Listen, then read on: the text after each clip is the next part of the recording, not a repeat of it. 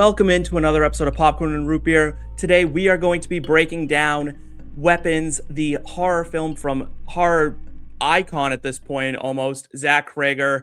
And joining me today are two people who need no introduction, but I am paid to give one. First off, it's the staple, the mainstay of the show, Jake Parry. What's going on? You know, I'm doing good, especially after watching the movie. I'm really glad that I don't have an Aunt Gladys. I am also glad I don't have an Aunt Gladys, and I have a lot of aunts, none named Gladys, also joining us, and maybe he has an Aunt Gladys, is the king of the fantasy streets, but we're bringing him into the popcorn and root beer sheets. It's Wyatt Bertolone. What's going on? Happy to be here. I don't have an Aunt Gladys. I have a lot of aunts, none Gladys, none quite as weird as Aunt Gladys. Anyone close? You know, I've got one that's a little wacky, I'd say. We all got one.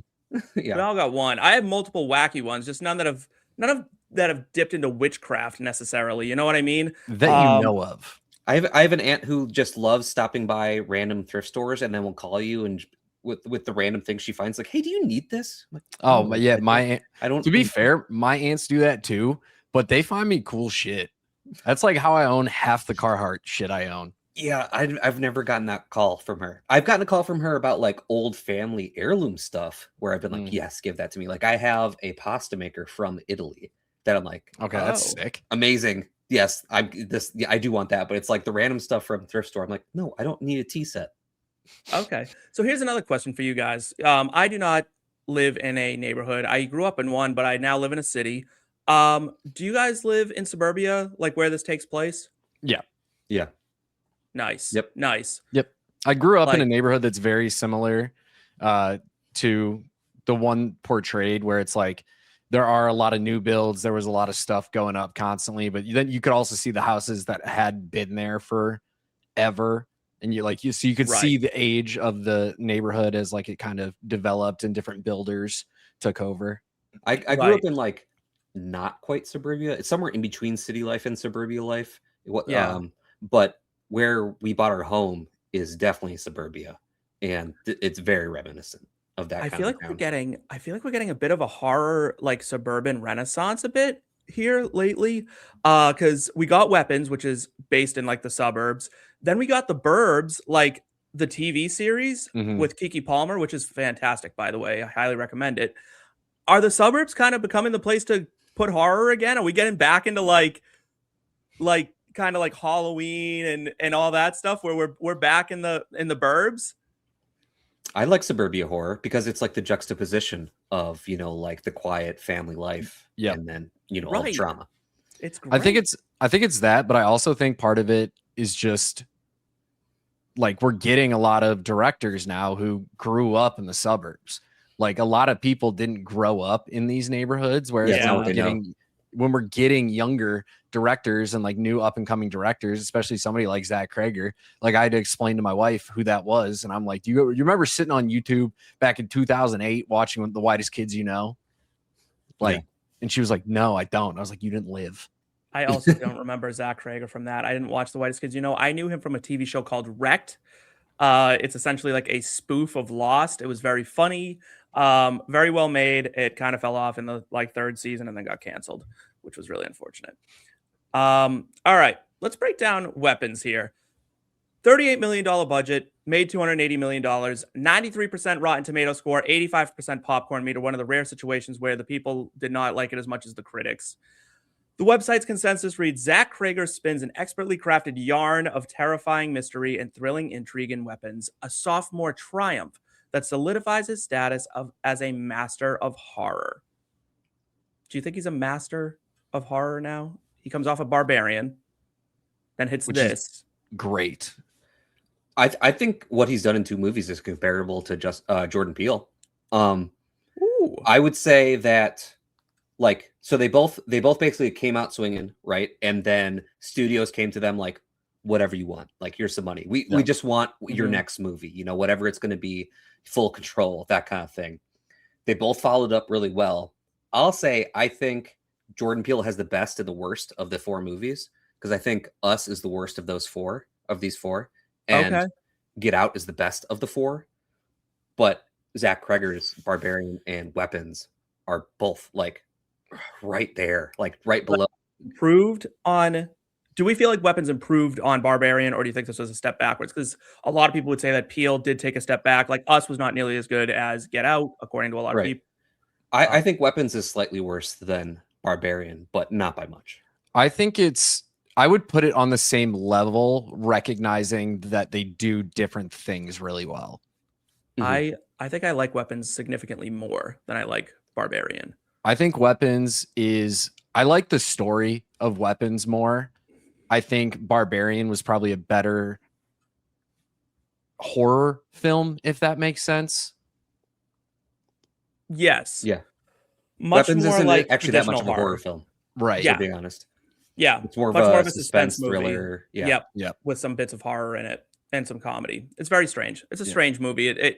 I think that Which is honestly, part of the reason why I love it. yeah. It kind of can't decide what it wants to be, but that kind of works to its advantage, I feel like. I do want to say too, though, on Zach Cregger being a master, he's gonna get his shot to prove it. He's directing and writing a Resident Evil reboot that's actually lore accurate, and he's attached to the Torso adaptation that's going on Netflix. So he's getting it's more of a true crime. It was a graphic novel that was written. I want to say, is it about the Torso murders? I believe so. Yes. Okay. Well, you have my attention. Yeah, I was gonna say pretty local for it. I'm a true crime guy too, so I need to look these up because I love true crime and I don't know anything about that. I just met someone whose father was on Forensic Files because he was a witness. No kidding. Yeah, got interviewed for Forensic Files, so I was super psyched. All right, so Pedro Pascal originally was supposed to star, got replaced by Josh Brolin. Weird to say, but I feel like that's actually an improvement. I think we got the better option. I agree. I think this is one of those situations where Pedro Pascal wasn't quite right for this role. I think I would agree that Pedro Pascal probably wasn't right for the role. But we'll talk about it. We'll get to it. We'll get to the award that Josh Brolin won for me pretty soon, pretty early on in the show. We might have almost had the same answer because I think I was thinking about it. I was almost there. Okay. According to Cregger, the importance of Gladys's character necessitated the correct casting for the role. Cregger recalled liking Madigan's performance in Field of Dreams and believed she would give a great performance after spotting her in a list of potential casting choices. According to him, Madigan saved the film. When discussing the character, he stated he gave her two options as to her origin. One where she was a regular person using witchcraft to prevent her dying from an incurable condition, and one where she was instead an immortal creature performing an approximate simulacrum of a human brain. Thank you. Never heard that word before, of a human being, but that he did not ask her which one she chose. And breaking news as of this, it's obviously not live, which is unfortunate, but as of right now, we're recording this at like 8:15 on Oscars Sunday. Amy Madigan won the Oscar for it. She locks up Best Supporting Actress, gets Weapons, an Oscar. Now this is an Oscar-winning film. That's pretty big. That's pretty big. Yeah. That's a huge deal. And we talked about it too. I sprinkled when we did our Oscars prediction show. I did a half unit play on Amy Madigan to win at plus 500. So, and I listened to a interview with Zach Cregger where he actually talked even more about Amy Madigan, like lending herself to the character, and like they kind of collaborated on some of the little intricacies of like the witchcraft that she was doing. So like that I read that quote as well, but like she really helped bring the character to life. Yeah, I don't think we get this movie without Amy Madigan, with a different actress in that role. I don't think it's the same movie. I thought she was excellent. So let's talk about some excellence then, shall we? If we think Amy Madigan was excellent, let's give out some MVP award, shall we? Performance, scene, or element that makes the film. I'll start. I say multiple POV stories that all converge. Love it. I'm a sucker for that.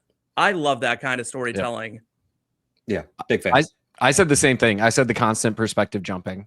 My answer was Zach Cregger's vision and Amy Madigan bringing it to life. Yeah, that's a good one. Yeah, she was really important to this movie. I put out my my Oscar ballot if I had a vote, which I don't. I would have given it to the woman who played Annie in Sinners. When And we so Masaku. Wunmi Masaku, yes. And I'm sad that she didn't win, but if someone else had to win, I'm very happy it was Amy Madigan. Like that's a great like consolation prize for me. I do love these like, oh, this one story, this one story, this one story, this one story, this one story. All of them come together. And I love when movies tell a story out of chronological order. Like this one kind of keeps kicking us back and like it lets us get a little ahead and then flips us back and then lets us get a little ahead and flips us back. But I love like, have you seen Strange Darling? I don't think so. No. So it's told in 6 different parts, but the parts are all out of order. So it starts at like part 5 and then part 2 and then part 1 and then part one of and those. it's like crazy. Fantastic. So I love this concept. I think we're all in agreement though. So it's kind of like Zach Cregger's brainchild as the MVP of this movie. It's just him being kind of insane to think of this concept. Yeah. So good for him. My favorite thing, it's especially with like Amy Madigan's performance here, is like knowing the 2 options that she was given. I still don't really know which one she chose. I feel like she chose the person dying because at some point in this movie, she is very sick. We get that, but like we also, it could be that she is a simulacrum is basically just a really fancy way of saying like an imitation. Like she could be an imitation of the actual Aunt Gladys. Like maybe. I don't know. She seemed desperate in a human way. So that's what I would guess. If I had to guess, that's what I would say.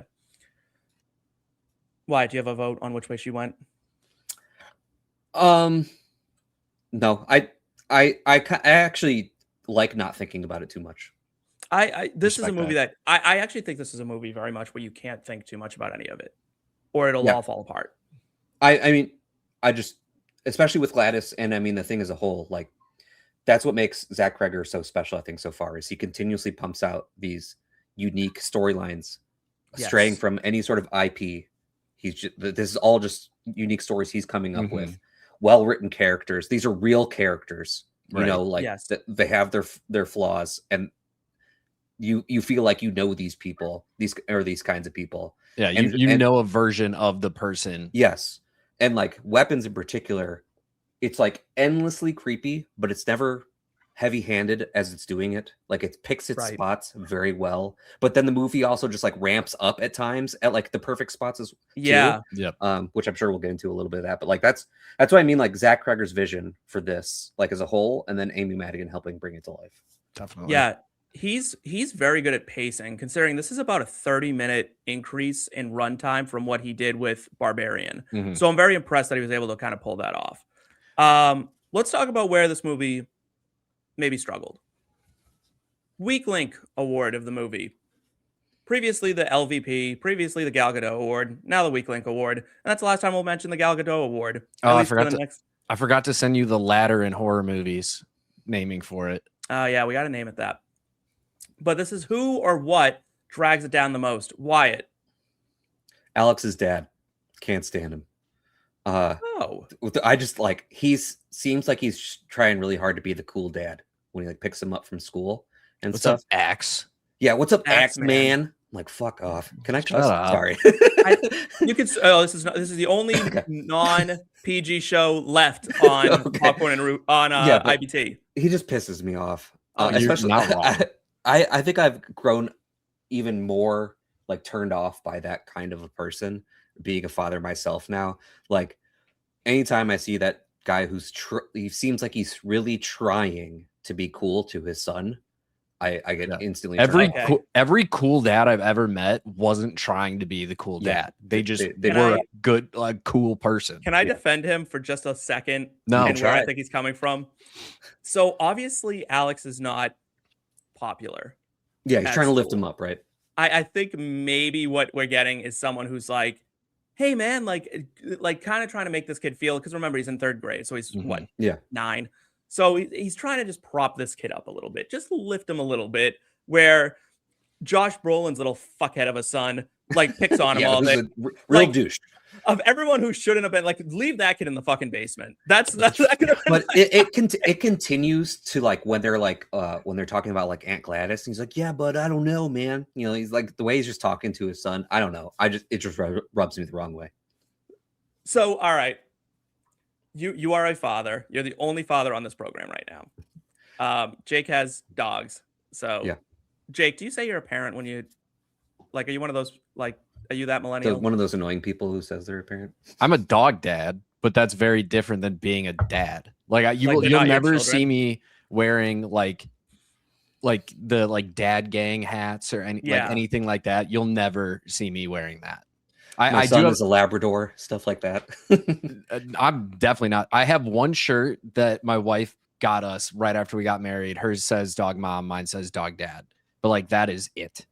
Okay, that's fair. So Wyatt, my question for you is, have you had this happen, or are you prepared for when the relative that you're not thrilled about coming to stay with you, they're coming? Yeah. What's the protocol in the Bertolone household? Well, if it's similar to bed, if it's similar to this, we're going to be like all the other members of the family. Sorry, you're not coming. Let's assume no witchcraft happens, or very. It's not even that the witchcraft. It's that nobody knows. Like we don't know this woman like at all, and all the other family is turning her away. That she got to us. Either something's up, something's going on. Is she getting an invite at all? Are you saying yes to that? That like, can I come stay with you? No. Or are you being like, no? No, I'm saying, can we help you find somewhere? But you're not coming into our home. Nice. I'm not going to say it like that to her. I'll try to like smooth over as best possible. But like me and my wife are going to be like, this ain't happening. If my wife was like, we need to take her in, we would really have to have a long conversation about why this person's not entering our home when the rest of the family who knows her better than us is saying, no, thank you. Saying no. I didn't like, because I live on my own now. I am an adult and I have moved out of my parents' house, but I didn't like when someone came and stayed with us and I had to give up my bed. Maybe that made me a little brat. No, I was the same way. I didn't like it, and I still don't like it. I have no problem with taking family in. Whatsoever. Where do they sleep when you do? Like I said, I come from a big family. Like my parents had to do this with my grandmother. My aunt had to do it with my grandmother for a period of time. One of my cousins lived at my parents' house for a period of time. Like this is not a new thing to me. It's specifically this situation where the rest of the family who knows her better than me is saying no. Saying no dice. I get that. All right, Jake. Weak link of the movie.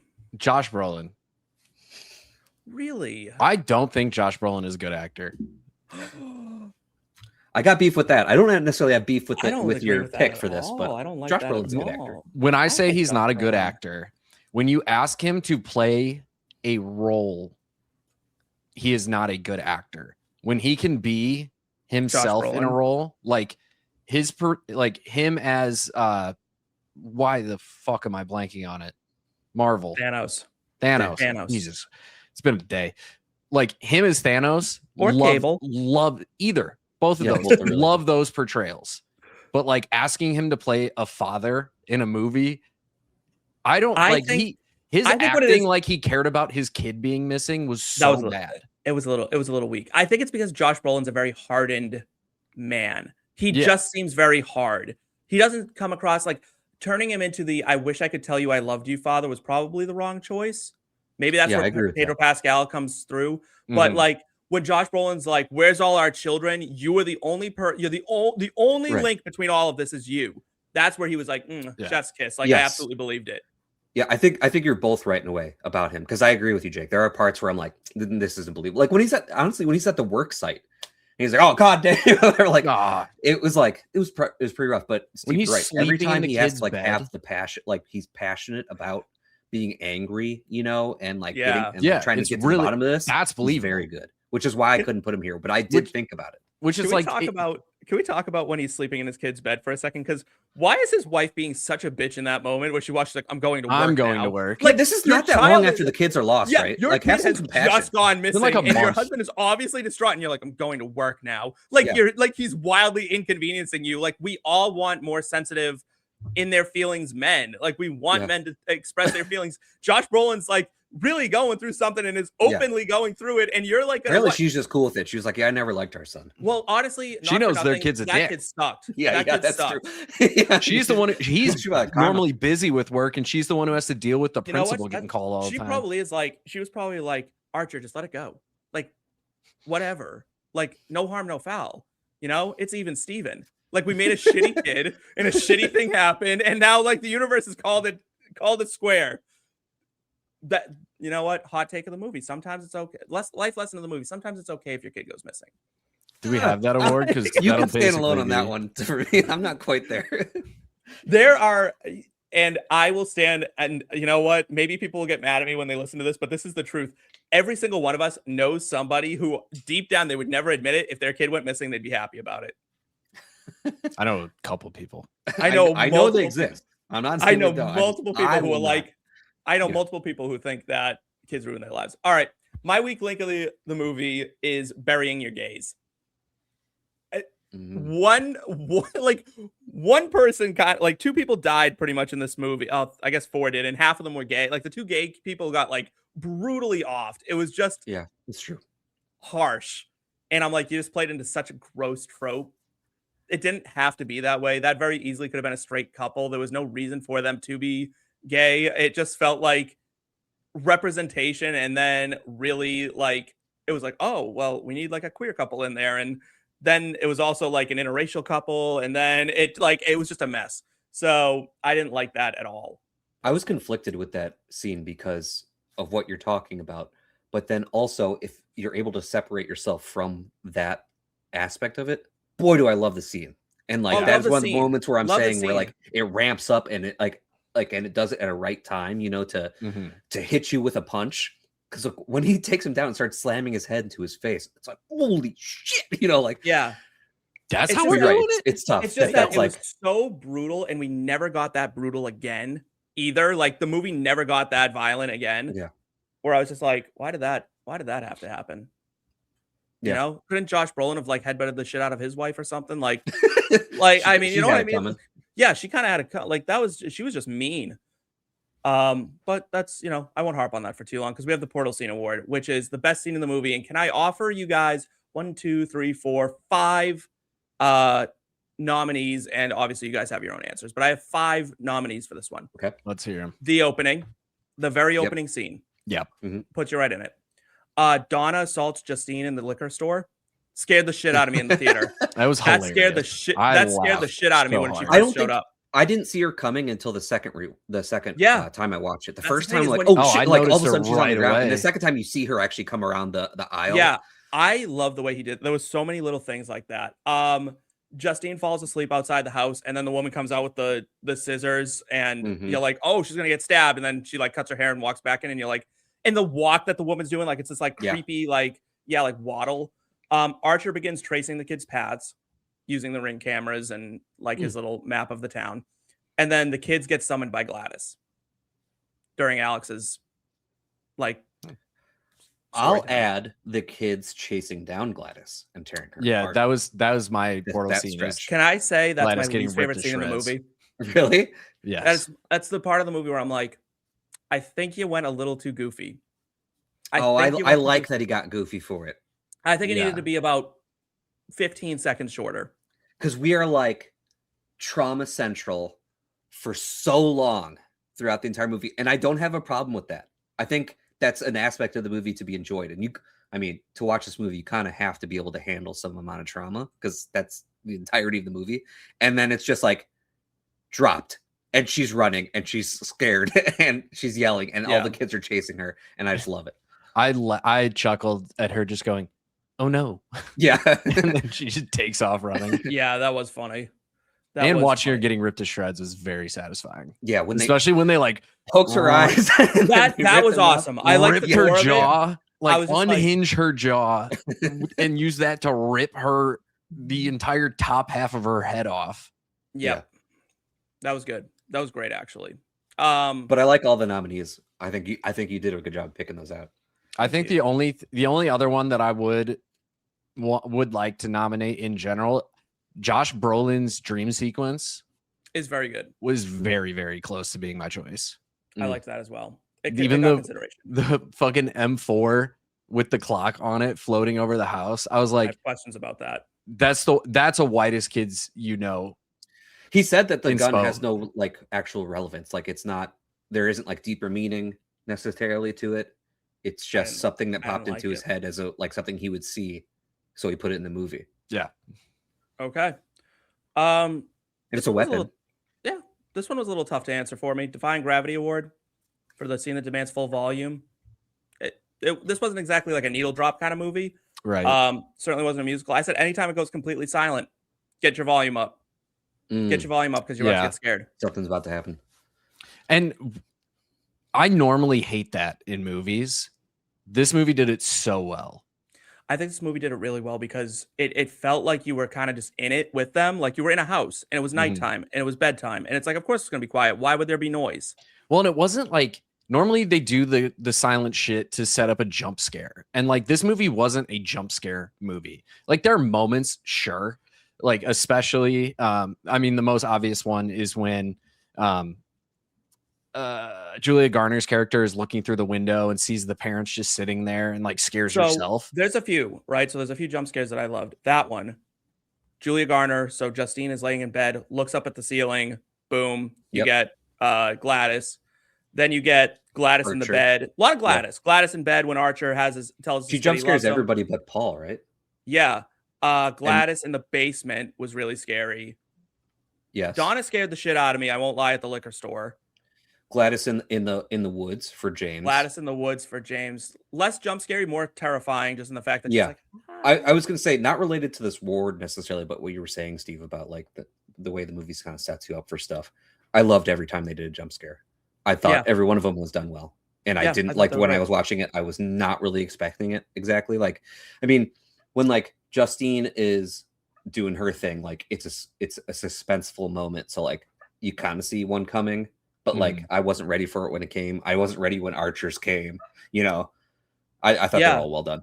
They faked me out a few times, like especially in Justine's house for the first time when she like leaves the PTA meeting, essentially like that gathering of people, and then like the banging on the door starts. I was expecting another jump scare and it never came, so I kind of was like really on edge for a while after that. But anything else for the Defying Gravity Award? I wrote down the same thing I actually just said for the last one. It's just the kids chasing down Gladys. I liked turn up the volume for the kids screaming as they run her down. That little girl who catches her, first off, track star in the making. Track star in the making. She's seconds ahead of those other kids. I mean, she catches her single-handedly, and then the other kids come bursting through the windows. Like this girl was not going to be stopped by anything. Yeah. Yeah. As evidenced by them jumping through fucking windows, breaking down fences. Yeah. Yeah. Blink and you miss a gem. There were a lot of them in this movie, I feel like. Zach Cregger is very good at letting you know what's about to happen without being super upfront about it. I have two. The paint that Archer returns when he fucks up the order is the same paint that is used on Justine's car when it says witch. And then it's when Paul walks into his house, there's a suitcase right next to the door that lets you know that his wife is in fact home before he finds the purse. Yeah, Donna. Yeah. And I thought that was really clever because it's so real. You know what I mean? And he doesn't notice the suitcase. He kind of just hangs his keys up and walks past it. And I'm like, that was clever. I liked it. I really liked that there's small differences between the perspectives at the moments when they cross each other's paths. Like the bar scene, Justine, in her perspective, she takes a little bit longer to get up from the bar to say hello. And the hug is very quick and just like a little like tap. Yep. And then when it's in Paul's perspective, that hug seemed like she's quick out of the bar, quick up from the bar. The hug seems like really meaningful. And you look on his face and he's like, brightening up a little bit when they hug. Also like when James gets arrested and Paul pokes his finger. That's my favorite one. Yeah. Paul's demeanor is different when he wakes up James between them. Like when it's his perspective, he's like very nervous energy. And when it's James' perspective, he's very angry. Yeah. It's a violent thing. I want to give a little love to. I said this to my boyfriend. We just rewatched it. I always do a couple rewatches of these movies, so we watched it like a few hours ago, and police brutality is obviously like a theme amongst this, right? Like with what Paul does. And so many movies can be so heavy-handed in it. And I think what's so great about this movie is that it shows how insidious like brutality can be amongst this, that it's often human moments, right? Like he got pricked by a needle that he asked if it was there. You can relate to why that happened. And yet you know it's not supposed to, right? Yeah. He's still wrong. He acted in a way that you're like, I can justify it in my head. That's the point. Because then it's the cascading effect, right? Then he's like, oh, I unplugged the camera. Then he goes to his chief and is like, this is what, or his captain, he's like, this is what happened. And the captain's like, listen, as long as no report's made in 2 weeks, it'll be deleted. It's gone. You're good. Like, blah, blah, blah. And I thought it was so well done in that moment that I just had to give it a little bit of love. Yeah, it was very good. So a couple things that I noticed, there's constant references in the background of scenes and like even sort of crucial moments in scenes to parasites and parasitic relationships.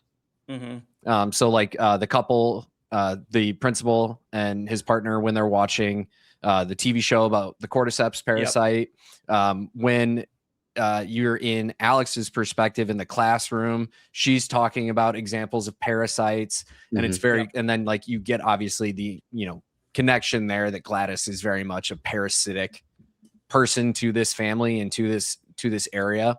And then the millennial in me noticed multiple Whitest Kids You Know references throughout the film, and that was fun. I didn't watch The Whitest Kids You Know, so I didn't know about any of it. It's funny too because Zach Cregger said there aren't any. It's probably just ingrained in him.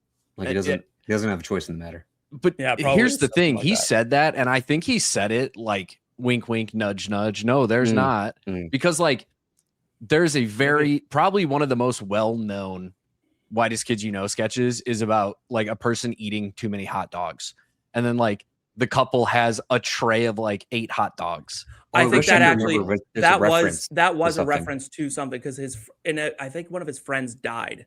I'm not even kidding. I think one of his friends died. It was a Trevor Moore. Yeah. And that was like one of the other people from Whitest Kids You Know. So that actually was directly referencing that. Yeah.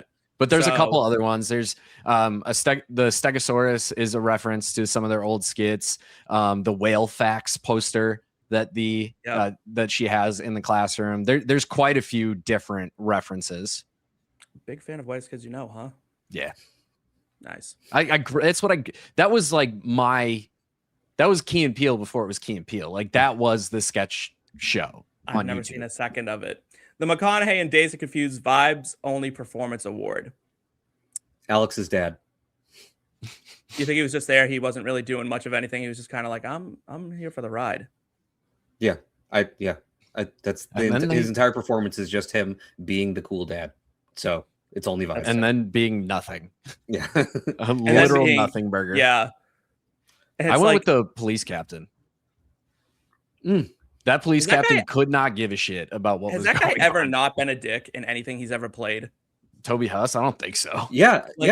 Reno 911. Is he a good guy in it? He's not a good guy, but he's just like one of the vagrants that they arrest. But he's just like, I don't know, doing his thing. But he's not like specifically a dick or anything. It's just like he's just one of those guys who I feel like always gets cast as like the prick. Like he's just like a bad dude. Like, and I think it's just his face. Like, what did I just saw him at something. He was funny, but like, yeah. I had a moment, and he was almost and he probably still should be my like, hey, I know that guy reference later down on. For it. He's the drug dealer from the league. Yeah, that's what it was. Yeah, he's like, I was like, yep. Lasagna. He's actually in a lot of stuff. Yeah, like he's all mad that they offer him lasagna like late at night. Like it's fantastic. It's like at this he like gets mad for not having on snacks. Yeah, he's like, so that's it. Supposed to go. Yeah, nothing, no snacks, no nothing, and they're like, I was gonna make lasagna. I was gonna put out a cheese plate, and he's like, come on, lasagna. This time of night, and like walks off, and I'm like, this. You know what we need? And I thought about this, and it'll sound familiar, where it's kind of like a little Dion Waiters, but I like the Joel Zumaya award for someone who's in the movie, like comes in relief and throws 105 miles an hour and just like fucks off. That would have been him in the league in that episode. But Yes. I think we need the Joel Zamayo award for just a flamethrowing reliever. And burns out really quickly because he hurts Yeah, himself playing They just Guitar come, Hero. yeah, they just come in and throw for one inning. It's great. Oh, we didn't even finish that category. I like moved us right along. I gave it to the opening kid narrator. I don't know who's narrating. I don't know what he does. I don't know what they do. They give their little monologue, and there's a lot of like the word "like" is said a lot by them. They're like, oh yeah, like this happened. I guess there's a lot of I guess. I think it's a really good way of doing exposition and Yeah. setting you up for the movie, because it seems like a real kid telling that story. Right. I liked it, so I gave them the Vibes Only Performance Award. There's no acting to be done facially, so they just showed up, read, moved on. Yeah. Did I miss anyone? I usually miss Jake. Nope, you got me. I was the police chief. Oh, all right. Wyatt, you gave it to. I gave it to the Alex's dad. Yeah. All right, cool. I went on a tangent. I lost my own place. It's fine. Jim Carrey meter for how amped up did the star of this movie get? Jake. So my only struggle here is like, who do we consider the main character? Because if we're going like Amy Madigan, like this is as Jim Carrey is, this is Ace Ventura, Pet Detective. She's just send it. If we're going, you know, either Archer or Justine, then it's probably more like number 23. Weirdly enough, that's exactly what I said. I said 6 out of 10 for Justine. She's number 23 Carrey.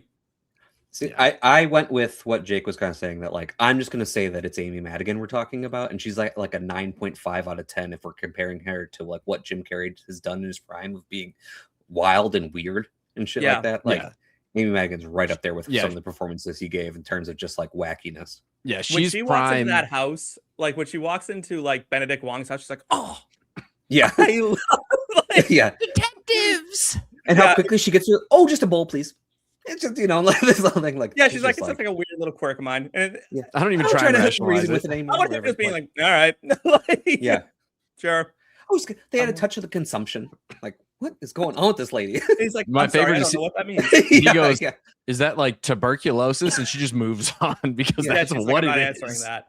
I love it. Okay. Better title is there a better title for this movie? I think it's perfect. I think there are multiple better titles, and I don't like the title of this movie because I don't get it. All right. Like, who's the weapon? Me otherwise. All right. Here's my offerings for you. Ready? A small town. Where did the children go? I like that one. Aunt Gladys or 217. So I'll say that my better title was It's Just Aunt Gladys. I don't want to reference Aunt Gladys in the title personally. I really like Where Did the Children Go in 217 though as options, but I think Weapons was perfect because it also gets said in the movie at one point. I enjoy that it gets referenced. Archer says that they're weaponized when he's telling Justine about the kids running in a straight line. It's like, and he's like, I saw that before. It's like they were weaponized, you know. And that is what she's doing in a way. She's using these people as weapons. Throughout the movie. So I like it a lot.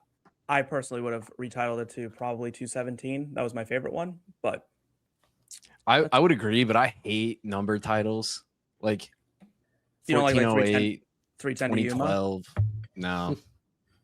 No 310 to Yuma? Well, so okay, that one works. What about that's like Pelham 123? No. District 9? Yeah, but I'm saying like just a number. 7? Yeah. He's really going to put down one of the best movies ever. 7's a word number. It's different. This number 7's right in it, and it makes no sense. It's stylized where it makes 0 sense. It's absolutely amazing.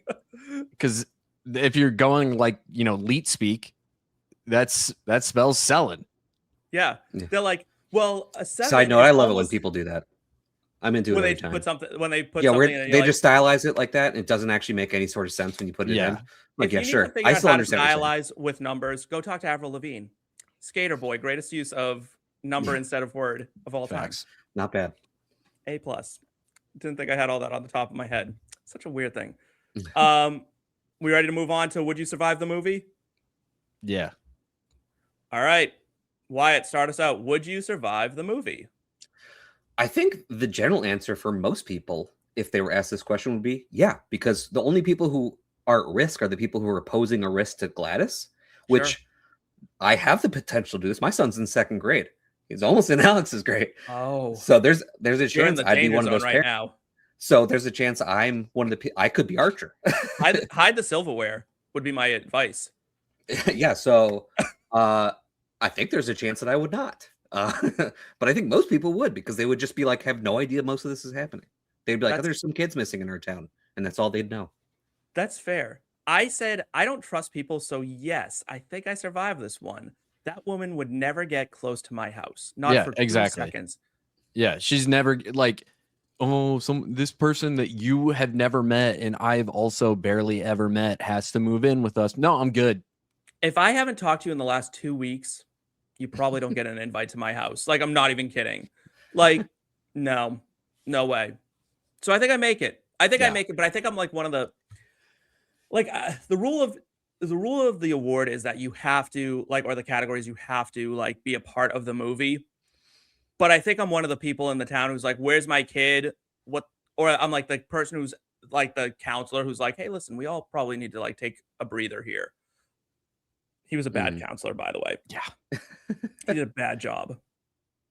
I'm sensing a lot of emotions. No shit. Are you? Sherlock, that's why you're here. So what do we have? 1 yes, or 2 yeses, 1 no. Wyatt probably bites the dust. Yeah, there's, I am at least at a high risk. How hard are you looking for your kid? That's the question. Like, how hard are you looking? Your kid goes missing. Yeah. Well, are you one of the parents who's like, are you one of the parents who just sits back and is like, well, the police will handle it, or are you Archer? I'm Archer. My entire life now is surrounded by, this is my entire life. Everything revolves around, where is my son? Aw, Wyatt loves his kid. That's so nice. Novel concept. Well, there was a whole town of people who apparently didn't. There were 22 kids went missing, and no one cared. Yeah. All right. Ellie from Up Award for one character death that would have devastated the viewer. I mean, the answer is obviously Alex. It's Alex. Yeah, it's Alex. That was just across the board. And I did add in, or any of the other children for that matter. I want them, like, if any children would die, it would suck, but we know Alex in the movie. Yeah, I think if Alex didn't make it, that would have been really devastating. I think you would have had to do it when, like, his parents attack him, and then, like, just before Gladys gets ripped to shreds, parents get to Alex. I say this genuinely. If it ended with his parents killing him, I don't think I could watch the movie. Oh, wow. That would be too much. Yeah. That would have been to a real dark place. I will say, though, that's like the only time the movie kind of lost me is like the parents breaking in trying to kill the kid, because it reminded me. Have you guys seen the Kingsman movies? Yep. Yeah. It was like that all over again. Into her daughter. Into the bathroom, trying to kill the kid because of some outside influence. I'm like, all right, Zach, we get it. You watch good movies. The Kingsman. That's also kind of one of the jump scares when you first learn what happens when you cross the salt. Oh yeah, that was crazy. And they're like, ah! You're like, oh. But then it instantly turns goofy when the meth head there keeps getting James up. And Archer are fighting. Honestly, I love every bit of that. Every single time, like I like that when flipping him. He just keeps getting up. I read Austin Abrams did all those stunts himself too. Yep. I like Austin Abrams. I'm going to talk about him later. He's the only fun thing that you didn't bring up. Only member of the original cast that stayed. Oh, I did not know him before. I've never seen him in anything before this. I really enjoyed him. I had recently. He was in. Hold on, I'll find the movie that he was in. I just watched something he was in recently. It was really good. Okay, while you're doing that, let's give out just one Oscar. Now I know Amy Madigan just won one. So do we stick with that or do we give it somewhere else? I would give it to Zach Cregger for screenplay or for director. Mm-hmm. I also gave it to the script. I was like, this is so good. Like the script is so strong that I'm like, to bring all of this together and not have it be clunky, that was really difficult. And I think it's really hard to come up with a thriller, horror, whatever movie as brand new as this was. Yep, this was very unique. So, Jake, are you also going with script? Are you with us on that? Yeah, yep. Locks up. Love it. All right, on to my favorite category, and we're keeping track of this now. And I put out the standings, and I forgot to update it, or I forgot to bring a graphic. So, is this movie better with Gwyneth Paltrow, Joe Pesci, Adam Sandler, Viola Davis, Nick Offerman, or Jim Carrey? Jake. I was back and forth on this one. Yep. But ultimately, I could totally see Gwyneth Paltrow playing Aunt Gladys. Yeah. Oh wow, you went That's with not where I Gladys. saw you were gonna go. Yeah. I went Gwyneth Paltrow as Justine. Gwyneth Paltrow is kind of fucking crazy. I had Gwyneth Paltrow written down for a moment as my 90s actress to possibly play Justine, because I think because it's a little bit closer in age that way. But I did not see it coming for Gladys. That's for sure. Yeah, but 2 votes for the previously shut out Gwyneth Paltrow. Wyatt. I think you could have added a few of these people in, honestly. Like Nick Offerman could easily be police chief and just have him in for like a little bit. I think Nick Offerman would have been a great archer. I think he could. I do think he could have been an archer for sure. Because he knows how to build a house. Yeah, that's true. If we wanted to do like gender swap on like principal, I think Viola Davis could be like really good there. Viola Davis would have been great. But honestly, I'm just going to throw this to something we kind of talked about before, where Gladys on the Jim Carrey scale. What if we just casted Jim Carrey as Gladys and made him a woman? Mm-hmm. This is such a reference to like Wyatt and I are on such a similar wavelength here, because when we get to the double feature award, what Wyatt just said pertains very heavily to what I chose. Okay. All right. Yeah. I was thinking like almost similar to what we got with like Long Legs, that kind of a performance. Right. Shut up. Oh, well, I'm giving it away. We'll cover that in a minute, but let's give out the Cruise and Collateral Silverhand Assassin Award for the actor who reinvents himself in the film, hair, voice, everything. That's Amy Madigan. For me. We didn't even have to really get that deep into it. She won an Oscar for it. So like, I almost thought we wouldn't do that award just because it was so obvious. That award is holding on by like a fucking thread right now. Like, it is holding on by the skin of its teeth on still being an award. It's just hard. Like, it's so off. Like, you only get a Cruise and Collateral, like a true Cruise and Collateral. It's so rare. So you get it once a blue moon. Yeah, you really do. It's hard. That should be a flex category, I think, at this point. All right. The Thackery Binx Let's Recast That Role Award. Wyatt, do you know why we call it the Thackery Binx Award? I don't. So, I love explaining it. It's my favorite award to explain. In the movie Hocus Pocus, Thackery Binx, the person, recorded all the lines for the cat, right? Like when he's a human, when he's a cat, does the whole thing. The producers, the studio decided that they did not like that dude's voice at all. Okay. So they totally recast and had someone come in after everything was done and redo all of his lines as the cat. I had totally recast it. I love that movie. I love that movie. Love that movie. So I had to get a reference in there. Jake did not like it on our rewatch. I think Eric and I were higher. Yes. Yeah. I was the lowest. I wasn't incredibly low on it, but I was low. Yeah, I think you were just like, man, it's fine. It's mid. I love it. It has a special place in my heart. I went with Benedict Wong. I thought he was just kind of out of his element in this one. I thought he was a little like out of place. I almost went Benedict Wong. I went Alden Ehrenreich, I think is how you say his name. I feel like that character could have been better. I also put Alden Ehrenreich. It was basically just like he's doing a really good job.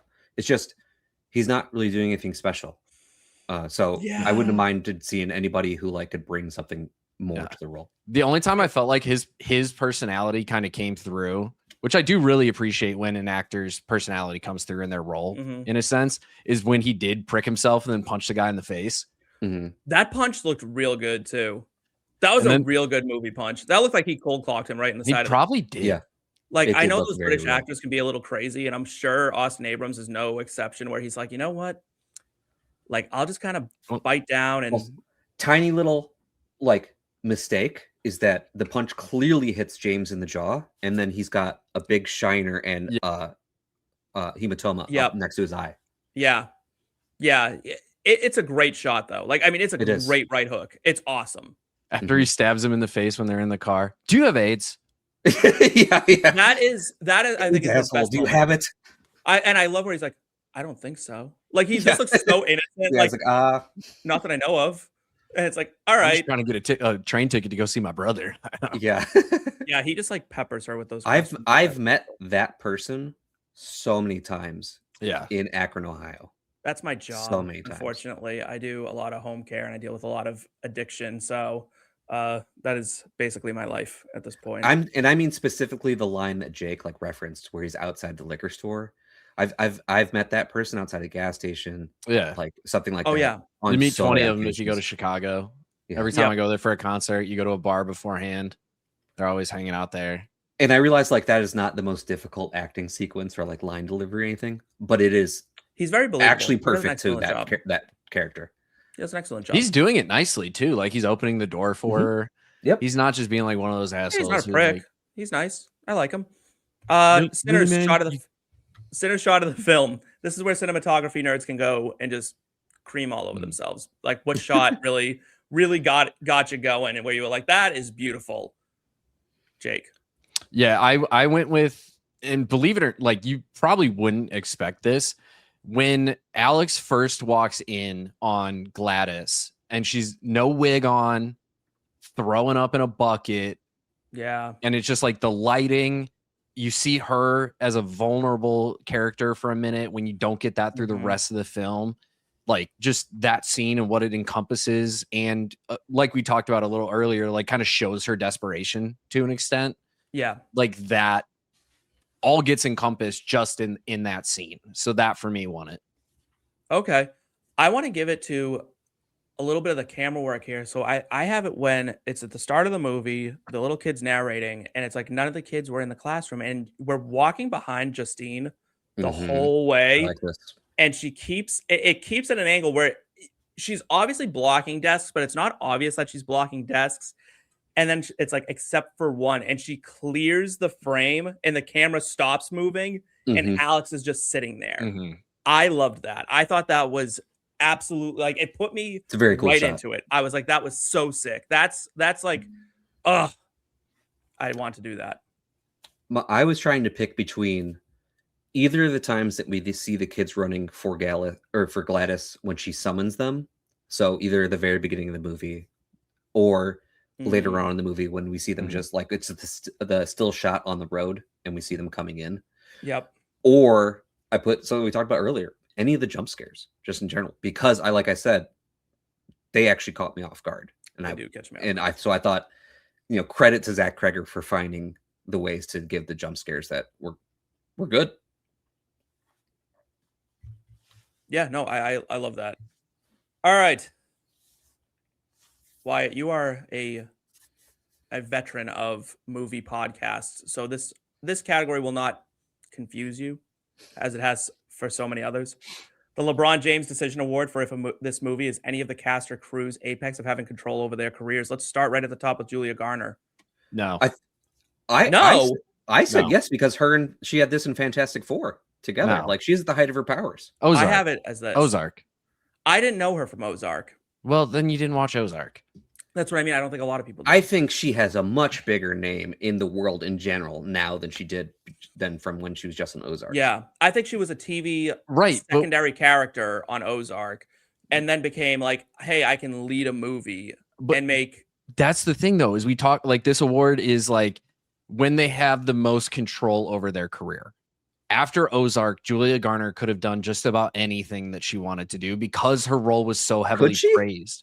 I think so. I mean, I think if you look at like, this is like the peak of her powers where it's like now everyone wants her, right? Like now it's like she's coming off of Fantastic Four, gets this, nails this, right? She's on a hot streak like no other right now. I'm just saying she won Emmys and a Golden Globe for Ozark. And then she went to make wasn't even nominated. Nespresso, The Bet, The Royal Hotel, Apartment 7A, Wolfman, all of which I knew nothing about. I liked Wolfman. Exactly this moment. Like I just don't know if you can say that her apex of her career wasn't after winning Emmys in 3 or 4 straight years, 3 or 4 years for Ozark, winning a Golden Globe for Ozark. Like I don't think you can. But she didn't parlay it into anything until 3 years later, and right now, to make Fantastic Four weapons, in my opinion. I don't know. The Assistant was really good. Apartment 7A was good, and people didn't really watch Ozark. It wasn't like widely watched. All right, fine. I'm wrong apparently. Cool. This one you're wrong. Josh Brolin. I have No Country for Old Men, I think, is his when he was at the peak of his powers to get whatever he wanted. I think it's Infinity War or Endgame when he became like the hottest he's ever going to be. This is like peak of his powers, Josh Brolin. No Country's was right up there for me, but I think he became a household name after Infinity War. You know what I mean? Because he kind of was like that kid from the Goonies for a long time. And I think for a while, everyone was like, Josh Brolin, the kid from the Goonies? And you're like, yep. And then it's like, Josh Brolin, you mean Thanos?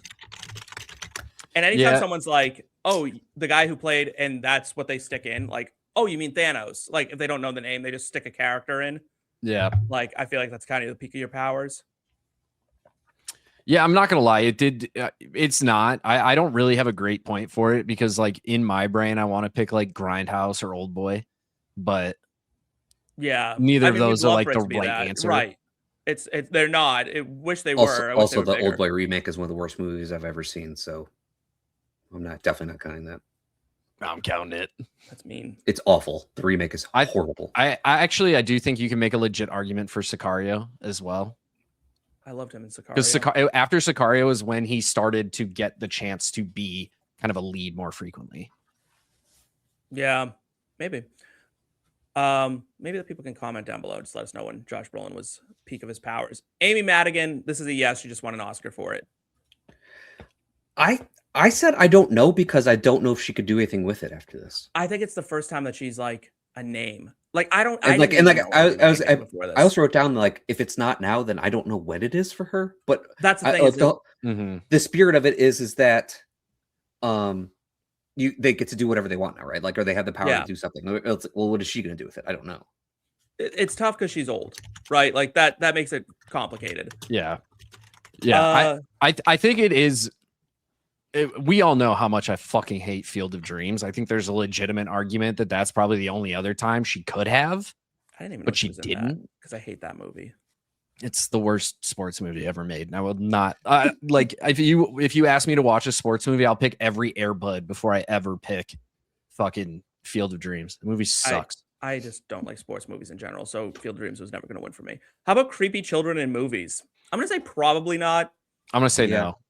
And there's Orphan, Pet Cemetery, The Shining, The Good Son. These are some of the ones that were coming off. The Good Son. When was it? Like, if you had to pick, when were creepy children out there? Like The Shining. The Shining, those little twins. Yeah, the twins in The Shining. 80s, 90s, somewhere in there. And if there's going to be a more modern answer to that, it's probably we need to talk about Kevin. We need to talk. That's a good one. That's a good one. That's a really good one. Because that came out, and then like I feel like after that, like whether it was intentional or not, after that movie came out is when we started getting more like creepy fucking kids in movies again. Did we, or did we? I feel like that almost course corrected where people were like, "Okay, this might have gone too far. We might have gone too far with this. Like, let's pull back. Let's let kids be like nice and cute." Because I think we got like a lot of lighthearted movies right after we needed to talk about Kevin. Like the paradigm shifted to like comedies real hard. Like all of a sudden, Judd Apatow's career like took off after that. Like it was like we need like feel good stories because that movie fucked a lot of people up. It's a great movie. And then town hall meetings and movies. I have that in Jaws. When all the people in Jaws are screaming and yelling and are like, I couldn't think of a good one, but that's it. I knew this wasn't it. I just couldn't think of what it was. Yeah, I like a good town hall meeting. I think it's always a fun. I like when you get a bunch of people in a room all screaming at each other. I think that's just fun. I think that's great movie making. There's like tropes in movies that will always work for me. That is one of them. A good town hall. I love a good incompetent mayor. That's another one that I love, which is why I love Jaws. I love a lazy police chief. Yeah, like I love when someone who's really important to like a town's functionality is just wildly incompetent, not nefarious, incompetent. And they Mhm. just let a whole bunch of bad things happen over and over again. And they're like, we can't figure out why it keeps happening. Yeah, they're like, wow. And it's like, close the beach. No. Why? Yeah. It's tourist season. What are we gonna do with all of them?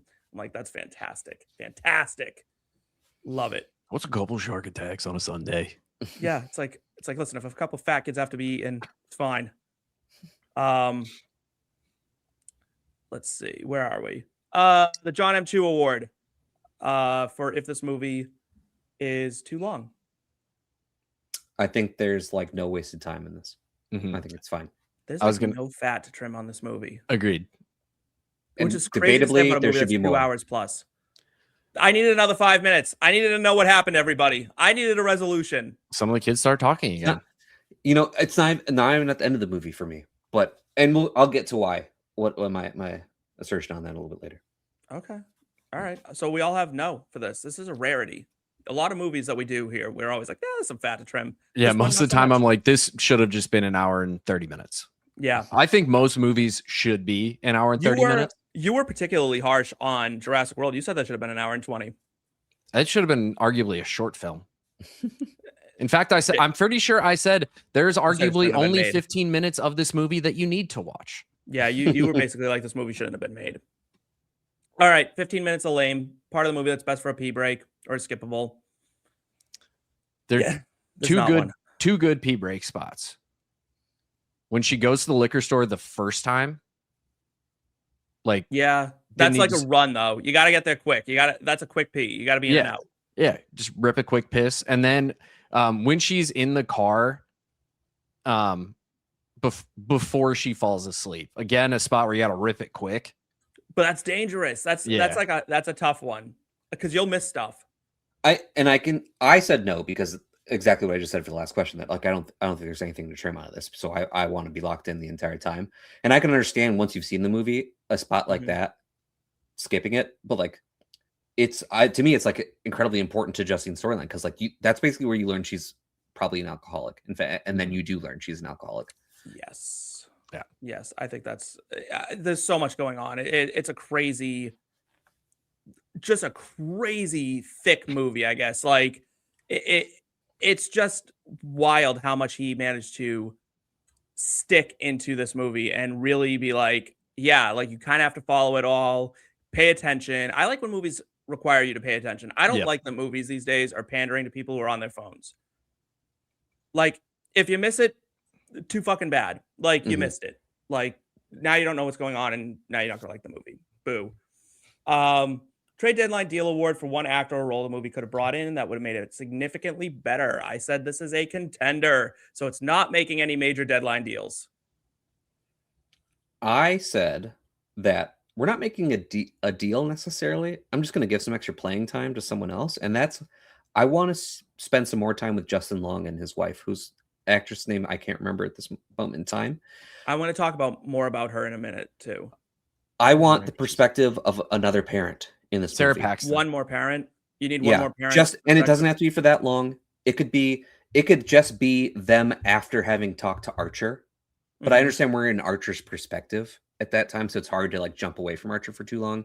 Or if it's like he brought him, like what they could have done is like after Justin Long gets home and Archer comes up to him and convinces him to go in the house, instead of us jumping directly to them looking at the video, it could be like Archer waiting in a room and we could see in the other room it's like Justin Long and his the wife like talking. fighting. Yeah, fighting doing about that it and like quiet having fighting. a little conversation about it. You know, something like that I think would have been really good. I like that. I like that a lot, actually. I think that would have been really cool. I also wanted to make a small addition.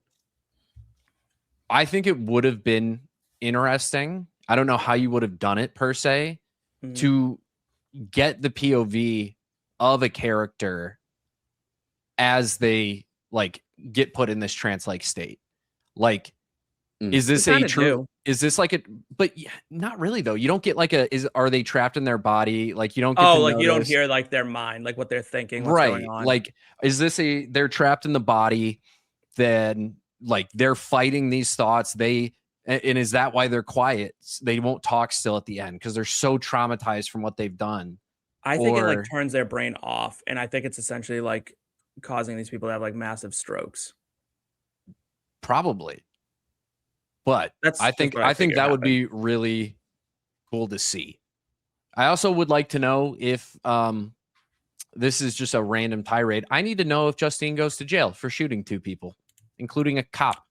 That is a great question. Like, she does murder 2 people, not murder, but like she kills 2 people. 2 people are dead, and there's not really a great explanation as to why. Because what are you going to say? Like, there's a dead woman ripped to shreds in a front yard. Yeah, and you have to somehow explain to the cops that she was a witch who made all these things happen. To one of their own, by the way. Yeah. You broke into her house. Who we know these cops are not afraid to be dirty. Now, you might get away with it because the police captain may not like that guy all that much right now. He did cheat on his daughter. True. I have So a, I have maybe a you get away with that one. sneaking suspicion that man never wanted to be a cop and then got with his wife. And she was like, my dad's got an opening on the force. Yep. He seemed miserable the whole time. He seemed like he was not having a good time. He's the opposite of the McConaughey award. He is not vibing. He has no vibes. I kind of get why he was an alcoholic too. He was going through it. All right, what script did they get award for an actor who's in a totally different movie? I didn't think there was anyone who was in a totally different movie. I thought everyone nailed it. Same. I thought everyone nailed it, so we don't even have to spend that much time on that. Tin Cup Award. The 12 on 18 Tin Cup Award for Surprising Decision. Wyatt, are you a fan of Tin Cup? I am. Okay, so I don't have to explain that. I like to explain the categories every now and then. You can still explain it if you want. Well, to the viewer who may not have seen any of them before, right? Like, in Tin Cup, it's a movie about an amateur golfer who makes it to the U.S. Open, is on the verge of winning the damn thing. All he has to do is lay up. Otherwise, he has to carry, 280 to the green, right? It's like a stupidly long carry for the time. And he winds up shooting a 12 and losing.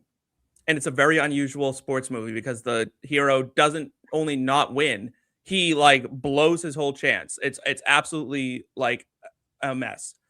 So my 12 on 18 surprising decision is how much they left completely unanswered. Zach Cregger was like, you're going to have questions and that's fine. And like walked away from it. And it was like, they're like, what about this? And he's like, I don't know. Yeah. I like that a lot of his answers are like, oh, I don't know. I'm kind of down with it. It's not that I don't like it. It's just that Yeah. it's a shocking decision that Hollywood allowed. You know what I mean? Where he was just like, they're like, why about this? Why about this? Why about this? And he's like, nah. I think it's better that way. Yeah. Yeah, I agree. I didn't really have an answer here. There was nothing where I was really like, they went that route. They did. I wrote Marcus's husband. What are you thinking letting Gladys into your home? Like, Marcus is there like, what? No. Like, who's this crazy woman? And he's like, I don't think so. And Marcus's husband comes up like, of course you can come in. Like, your partner is like obviously very nervous about this woman and is saying no, and he just lets her come in. Yeah, you can't just let in random people off the street. True. That probably should have gotten like a little bit of a weak link moment for us. Like there's no way he's just like, yeah, come on in, as this like kind of very unsettling woman. Yeah, is like acting erratically out on. I wouldn't have answered my fucking door. I have a Ring camera. I look outside and see who's at my door. I'm not answering my door. She's acting crazy. Your partner is very nervous and does not want her coming in her home. And you say sure. And no one, and you know what? And that's why he got headbutted to death. Like he pissed off Benedict Wong. And honestly, that wasn't even in the spell. He was just like, you know what? Fuck you for putting me in this position. Like, take this. He said, you give me a lot of headaches, hon.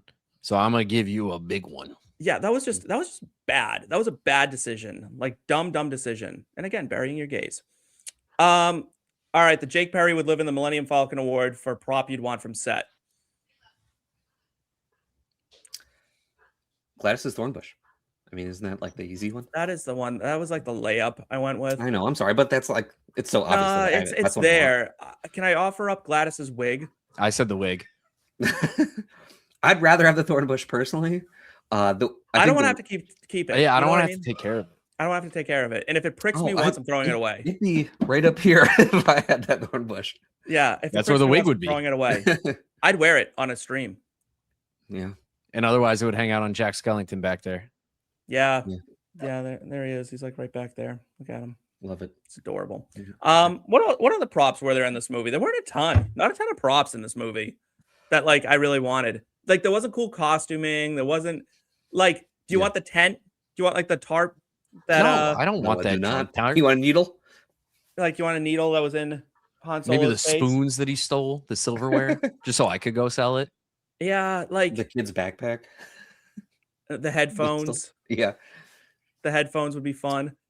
I liked that scene when he's like calling his sister and is like actively like just testing the doors as he's walking by. Yeah. I thought that was really cool. I thought that was a good scene. That was another. All those little details of James's story, I think, are like, I just really appreciate like everything that James was doing in that. Like, you know that these people exist, right? Like, right. And yeah. I know those people. I've met those types of people before. Can I tell a story real quick about my personal life and how someone did that to me? Absolutely. So someone broke into my car, right? So I had stupidly left my car unlocked overnight at my house, at my apartment. I live in a city. So every now and then there are probably people that go through the parking lot and just test doors. Well, they got into mine, ransacked my car. I go in there and I'm like, oh, fuck. They like went through my stuff, like ransacked everything. They took nothing, which I don't know if I've ever been insulted worse in my entire life. I don't know if I've ever suffered a worse insult in my entire life than someone breaking into my car and deciding nothing I had in there was worth taking. Not one thing. They took nothing. They left you $5. They were like, this is shit. Like they let the note, get a car wash, nerd. And like, I was just like, this is unbelievable. I'm so insulted by the supposed meth head that broke into my car and opted for none of my shit. So I've never quite lived that down. It's something that haunts me sometimes late at night. I have nightmares where I just stand outside my car and I watch them rummage through and then look at me and be like, you have garbage. And then it fades into nothingness. And I fall into the void and I'm like, no, as I go into the sunken place. No. Driving date night double feature, movie to watch with this one. I referenced it earlier, Strange Darling, 2 movies told in unique ways. I love that kind of storytelling. Give me a double dose of it. I'm all in. Yep. Wyatt already alluded to my answer. In fact, he said it out loud. I went with Long Legs. Yeah. Sorry. I did the layup. Barbarian. I just want to watch. Cregger. I just want to be knee deep in Zach Cregger because I just love his style and the way he thinks and the way he comes up with these storylines and his screenplays. Knee deep. Yeah. Zach Cregger. Knee deep in Zach Cregger. Oh, this show's my name real quick. I just love this show so much because you get so many interesting like ways of looking at everything. Yeah, I can't believe you 2 haven't seen Strange Darling. It's excellent. I can't recommend it enough. You're gonna have to text me after this the name of it so I can remember it and have it written down. I will look up. All right, Hot Take Hall of Fame, a spicy opinion about the film that needs defending. Wyatt, you're our guest. Go ahead. Steve, you kind of already said this when something we said earlier, but Paul was justified for punching James after James didn't tell him about the needle. I mean, like, obviously, floor is yours on this one. That's the police brutality I'm down with. Absolutely, police brutality is a real thing. That's a problem, and he absolutely should not have punched a criminal. But put yourself in that situation. Yeah, human moment. You just pricked yourself on a needle by someone that you are sure does drugs and probably does them unsafely. Yeah. Natural reaction is going to be pure anger and frustration. I probably would have punched him too. I think it's really funny that he shows way less restraint in that moment than when James stabs him square in the face with 3 of them. Well, he was getting ready to shoot him with a shotgun, but he didn't. James said he knows where the kids were. There was no brutality. Well, I think he knows there's a distinct jump between a punch and murder. He might have killed him if James didn't say he knew where the kids were. Yeah, maybe. But it was just, I thought that was really funny how he was like, showed a lot of restraint after he got just gouged right in the face. And then, he gets pricked. And as someone, like, I'm a nurse, so I've had my share of, I had a needle stick once. I actually had it when I was an EMT, and it was really scary. It's a really terrifying feeling. Yeah. Like, and it was so unfortunate because like I was trying to help this guy, right? So I'm like, trying to just pull him onto the stretcher. He's unresponsive, and I grabbed and I got stuck. And it was there's that like it just has such a it's an indescribable feeling for anyone who's never gone through it, who's not like a first responder or anything like that. You're so helpless in the moment, right? Because you know it happened. You felt it. And I was like, I felt the needle hit me. Please don't let there be blood. And then of course there's like blood on your finger, and you're just like, fuck. What do I do? Like, and you just sit there and like that, like when the ringing in his ears essentially starts, like when he's like saying it, that's what happens to you. You're just like, yeah. Do I have hepatitis now? Do I have HIV or AIDS now? Like, and what is going to happen to me? Is like once you have enough like medical knowledge to know that, like, yes, you would report that, you would go get tested, you would, do the entire blood culture and everything, but you have to just kind of wait. Like AIDS, you still have to do your job. Not even that. AIDS can not show up. Oh, yeah, like it takes a while to gestate in the human body, so you have to test multiple times. So what they did is they sent me to the hospital. We're like, go get tested, go get a a preventative dosing of like some antibiotics and stuff, hopefully to kill whatever I could have potentially gotten. So it was kind of crazy. I got like a bunch of like vaccines. It was just wild. Absolutely horrible, like terrifying experience. 0 out of 10 wouldn't recommend. I said, as far as camera work, this is as good of a job as anyone has ever done in a horror movie. I can dig it. Yeah, all following of people. Yeah, all those types of camera angles get me every time. I love it. And in the final scene, when like you're kind of watching the fight go on, and it's like one shot, like one shots, like zipping through the house, incredible. Like following the kids through the house as they're running after Gladys is really cool. The camera work at the beginning, like I said, is incredible. I think this is good of camera work as we'll ever see in horror. Yeah, I can dig it. I'm down. Jake. We actually kind of already talked about this as well, but I think this movie sucks if we get all our questions answered. I think because we have so much unanswered about it, if you try and like some of these storylines and some of these plot points are very much out there. So if you try to explain it, you have to dumb it down so much for it to make any sort of logical sense, that if we just let it be what it is, it's an amazing movie. And if we try to answer every question, you end up with just slop. I like it.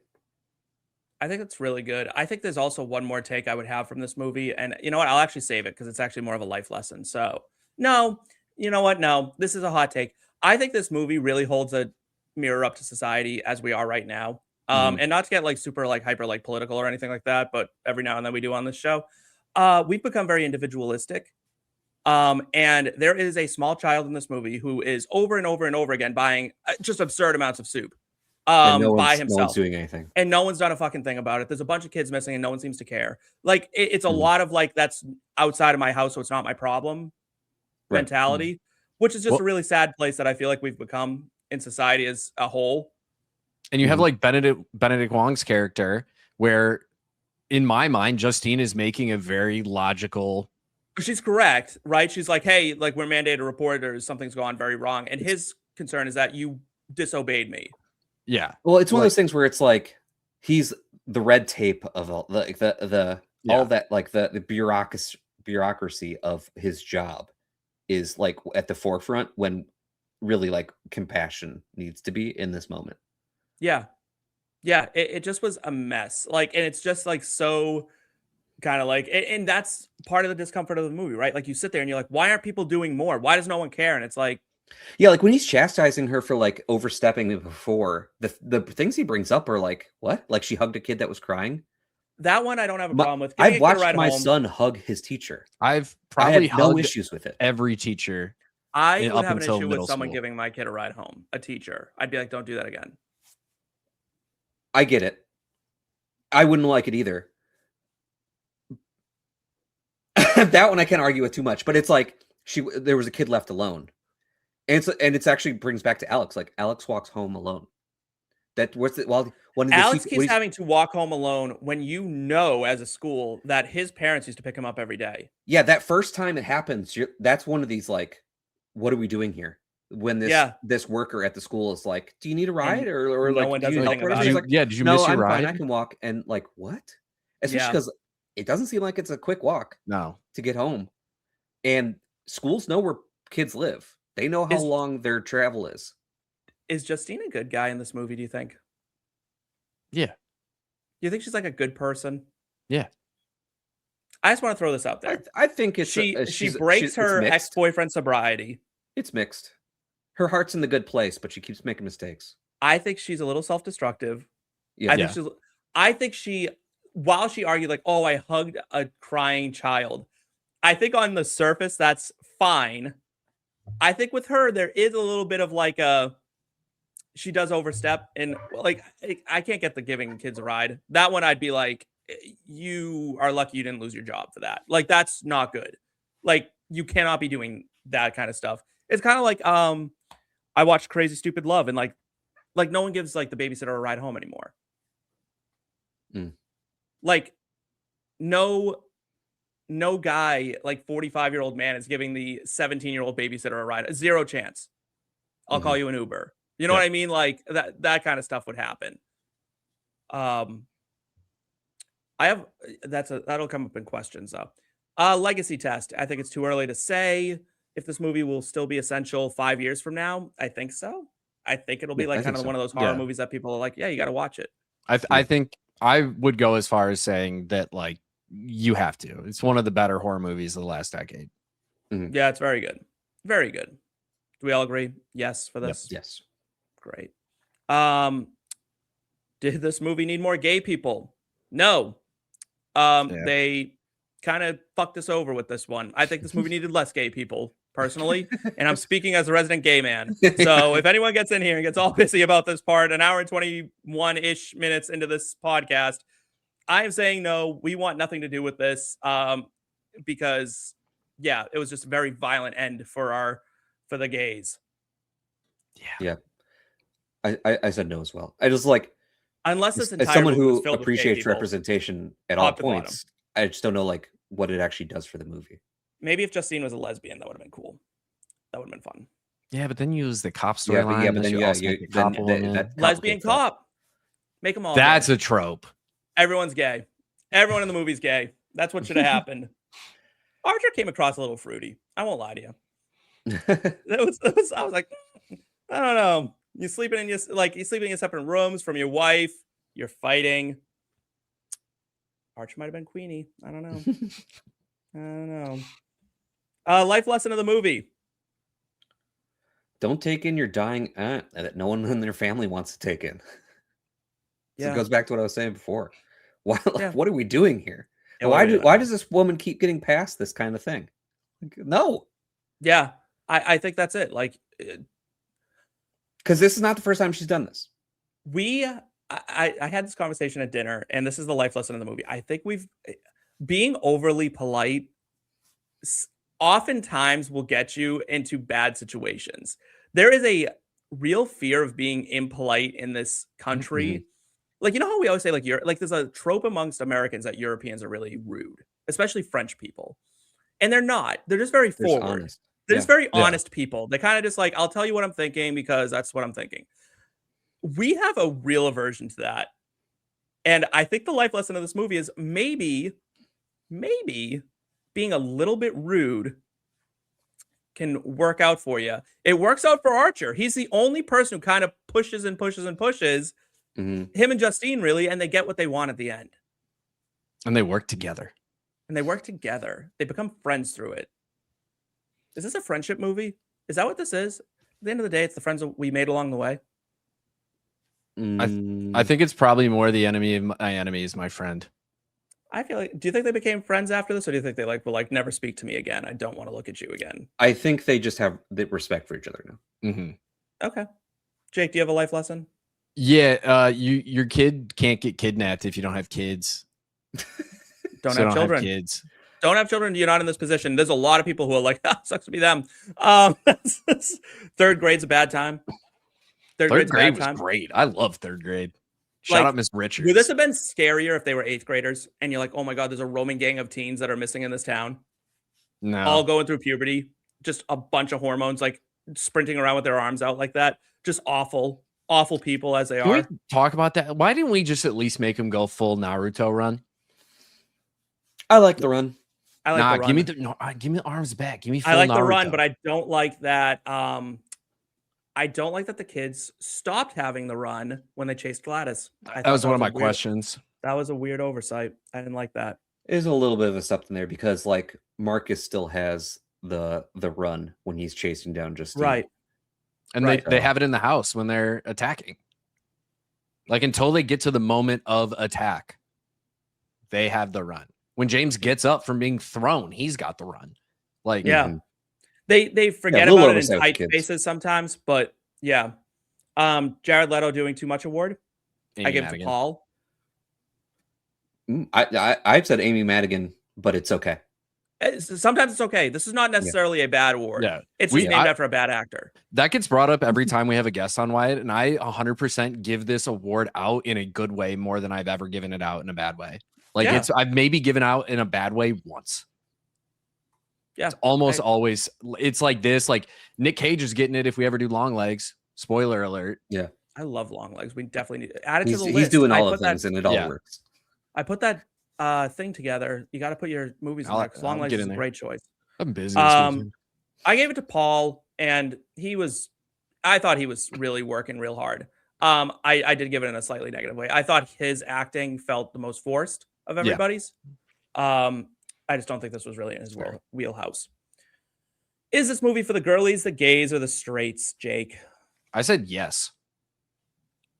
Okay. It's for everyone. All right. Wyatt?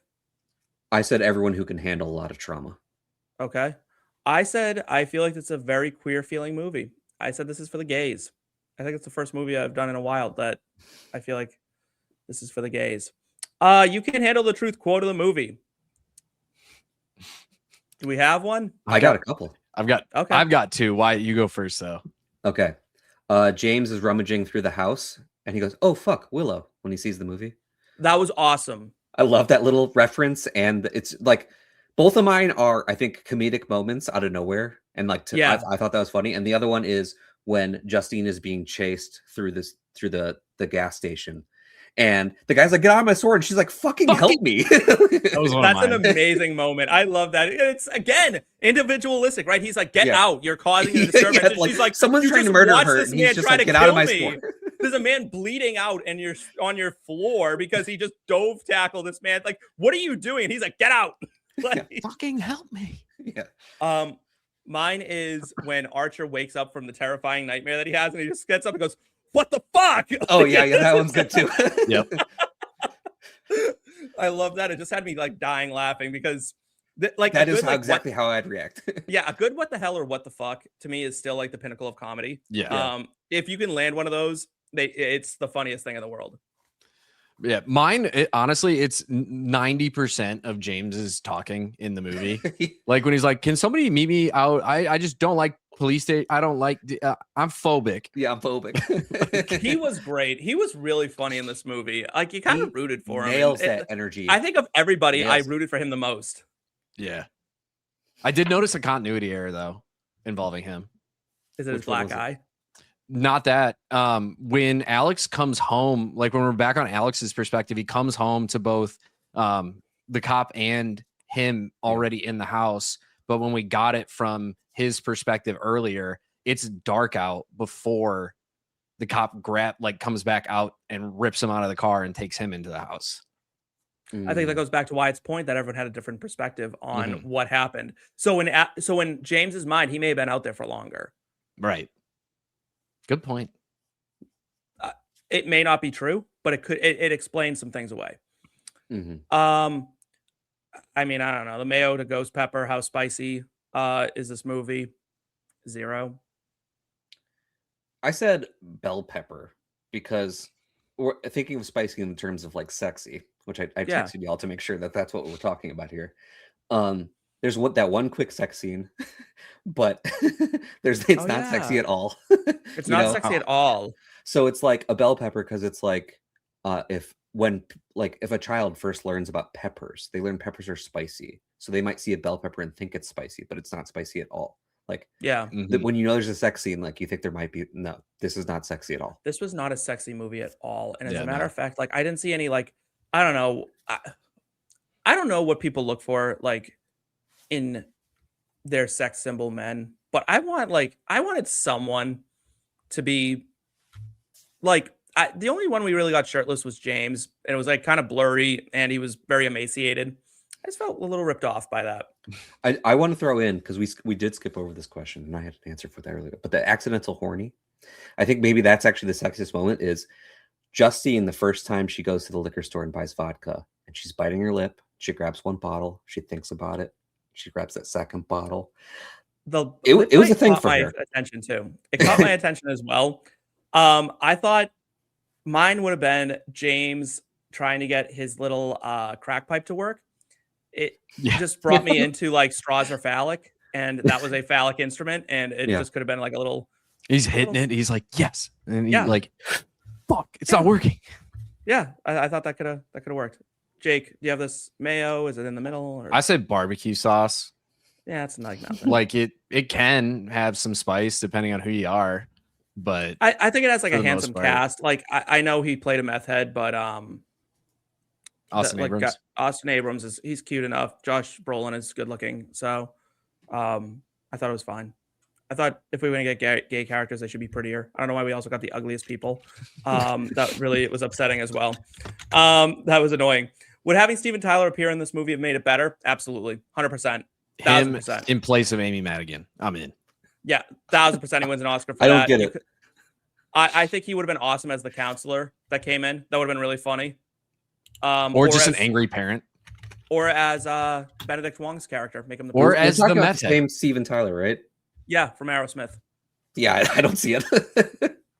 That's the point. It's literally just like, how dumb can I make this? This answer? started because I saw we did Hocus Pocus, and then I was like, I saw this thing where it's like if someone kept photoshopping Steven Tyler into like the poster, and they're like, you can't even tell, like it doesn't register on your brain that something's amiss. And I'm like, could you just do that for every movie and just stick Steven Tyler somewhere in this movie? And we found a lot of ways to make it work. Last week he was a pterodactyl. Yeah, last week you made him the dinosaur. My friend actually commented on that, Jake. He called me and was like, I really liked Jake's point that Steven Tyler screaming and being the dinosaur would have been really funny, and he really appreciated that. Thank you. I appreciate you, friend. He was all in on that. All right. If this movie was an NFL, NBA, or MLB player, who would it be? Knowing the audience, you guys are gonna fucking hate my answer. Go for it. This movie is a blend between prime Aaron Rodgers and 2020 like Darkness Retreat Aaron Rodgers. Explain. You get like the highs of peak Aaron Rodgers, like making miraculous throws, pulling off all this shit that doesn't make sense and it shouldn't work whatsoever. But you get that kind of quiet mystique that Aaron Rodgers is going for that he doesn't quite pull off. The movie does pull it off, but it's a blend between like, it's literally the 20-year difference between 2005 Aaron Rodgers and 2025 Aaron Rodgers. Okay. I don't hate that. I think that's I get where you're going with it. Wyatt, do you have a comp? I put Marshawn Lynch because Marshawn Lynch was just always doing like odd stuff all the time. And I loved every bit of it. Like it always worked. And Weapons is just fucking weird and odd the entire time, but I love every second of it. I'm with you on that. I said this movie is Cam Ward. Should have been more loved, but another rookie, that being Sinners or Jackson Dart for this category, was just plain better. I dig that comparison. Yeah, it's a good one. It's a very good comp. I feel like this is the category where I shine the most, Jake. I feel like I usually come like with the stuff for this one. I feel like we both do. We both have pretty good answers. Your Zion Williamson one was great. I loved that answer. That one. That Zion wasn't me. Oh, was that Joey? It was Joey. That was Joey. That was a great one too. You usually come hot. This one was. I got where you were going, but it was still a solid answer. But I have to think more about some of your answers in the past. But anyway, let's get to some questions. Why didn't they just train astronauts to be miners in Armageddon Award for questions you need answered? I have a few of them. I also have a few. Okay. What the fuck was with the gun over the house? I don't know what that was. I don't like it. That's the one part of the movie I'm like, I don't like that. I think it was a manifestation of his anger about the whole situation. It just felt bad. I like it as just sometimes you sit in dreams, you see weird things that don't make any sense, and you're not supposed to make sense of them. I needed something that indicated Josh Brolin was like, "What the fuck is that?" Then, yeah, he woke up and went, what the fuck? yeah, but like I needed him to be like, "Huh?"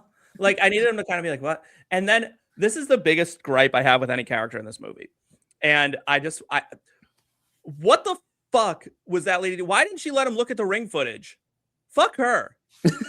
Like, yeah, I'm with you. Justin Long married a bitch. Like, the only thing I can think of is she's one of the parents who's like, which is why I wanted to spend more time with them. Is she like, I just want to move on? Is that where she's at in her life? Back at all. So this man sits outside your house, then goes over goes to your husband and said, your husband invites me. And she's not like, I already told him no. Like, she doesn't say anything. She's like, all right, I guess we can now. Why were you so against this? He's like, hey, can I look at your ring camera? I'm just looking for my camera. I'm trying to figure this out. Like, wouldn't you be like, you know what? Yeah, like you're trying to find. I don't think she liked her kid.